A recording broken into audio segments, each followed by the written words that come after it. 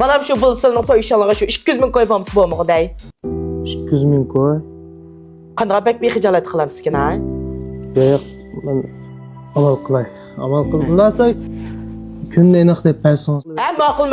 Amsa men aytadigan soat 8da bakinoshga achilishmay yugurib kelib shu pulni atlafsina qaramiz qo'yatay. Voy bu pulni men bermay ma'ning beram bu. Churgurimiz amsa aytganda kaski bir vaqt bo'lgan bo'lsa aytib bermasang.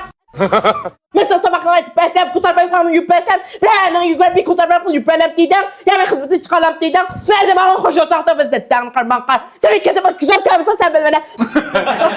Bir yerga ketib amsa balam amsa eri gömey yolda muzak şikayet swap qama hamda menga bir yalab kuzam kelsa maqma. Kamang uyga kamanglar maqma. To'g'ri ekan. Bek o'tirimizga uyda bo'laymi ya? Menga. Ma'qul amsa. Kamanglar balam uyga. Ha, ma'qul. Dünyanın kaptırı var, laydiğin damdırı var.